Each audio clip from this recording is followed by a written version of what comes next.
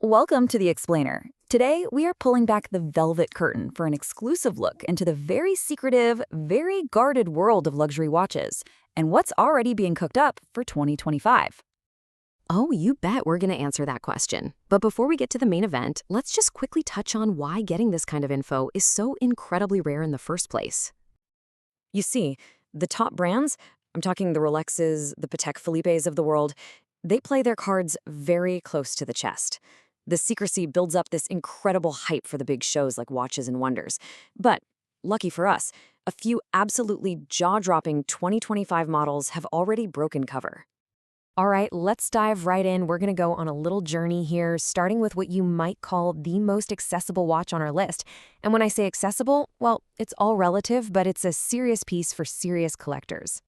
Zenith just has this fantastic reputation for blending old school cool with modern tech, and this watch is a perfect example. It's actually inspired by a prototype from way back in 1970, but it's powered by the legendary El Primero movement.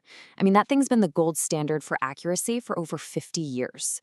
You get that gorgeous gray dial, a really wearable case, but the real appeal is getting that level of watchmaking history on your wrist for a price of $12,500. Now, in the universe of high-end watches, that's actually a really compelling value. It makes this a prime target for a lot of enthusiasts looking to get a truly significant piece in 2025. Okay, so let's move up to the next level. This is where we start to see how master craftsmanship can turn a simple watch into a genuine work of art, a tiny canvas you can wear on your wrist every single day. So first up, we've got this masterpiece from Chopard. It actually completes their 12-year cycle of Chinese zodiac watches. But the star of the show is that dial. It's not printed on. That's a handcrafted urushi lacquer dragon made by a Japanese master using gold dust and ancient techniques. That kind of artistry, as you can imagine, comes at a premium. Yep, we're looking at around $32,000. And that price isn't just about the gold or the mechanics. It's about buying the countless hours of a skill that's been passed down for generations, all captured on that little dial. Next up is this incredible piece from Krizak. And here, the artistry doesn't come from a painting, but from the raw beauty of nature itself.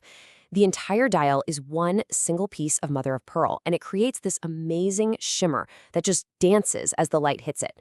You pair that with diamond markers, and it's just a masterclass in subtle elegance. And it's got a price tag to match, at roughly $47,000. But you know, at this level, you're not just buying materials and craftsmanship anymore.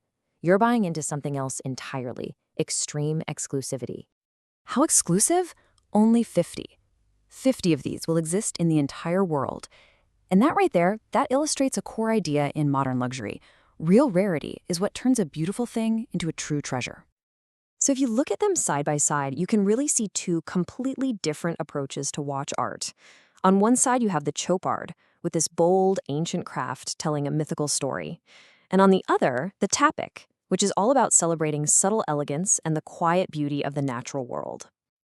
Okay, get ready for a pretty big jump. We are now entering a world where a watch isn't just a watch anymore.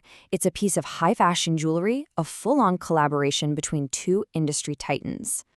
The legendary Audemars Piguet has teamed up with the famous couture designer Tamara Ralph to create this limited edition Royal Oak tourbillon.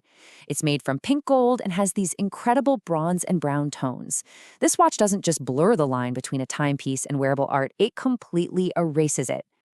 And this is what happens when two powerhouse names collide.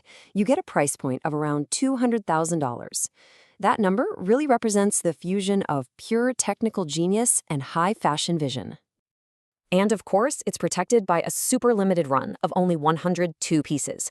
That kind of scarcity almost guarantees it's going to become a collector's asset, a serious investment with some major long-term value. And so, here we are. We've arrived at the final and most spectacular watch on our journey, the one we teased you with at the very beginning. Now, while this next watch is just visually mind-blowing, the source material makes one thing very clear. Its incredible looks are backed up by even more incredible technical skill. This is the real deal. Just look at this thing. It's the Hublot integrated tourbillon. The entire case is carved from a single solid piece of synthetic purple sapphire, which is an insane technical achievement. That transparency lets you see everything inside, including one of the world's most complex and precise mechanisms called a tourbillon. This is a true technical marvel. So the big question is, after seeing all that craftsmanship, all that engineering, and knowing how incredibly rare it is, what does a watch like this actually cost? A staggering $500,000.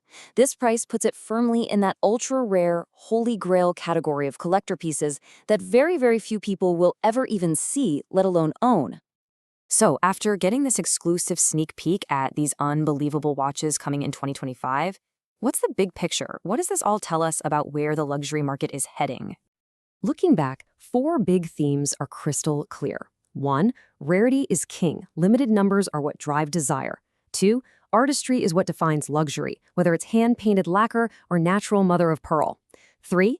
Technical skill is absolutely essential. Like with the Hublot, the engine inside is just as important as the bodywork outside.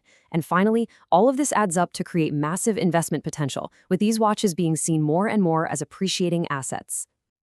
As more of these secret releases eventually come out at the big trade shows later this year, it leaves us with one final thought. When you reach this level of luxury, what is it that you're really paying for? Is it the art, the engineering, the investment? Or maybe, is it something else entirely?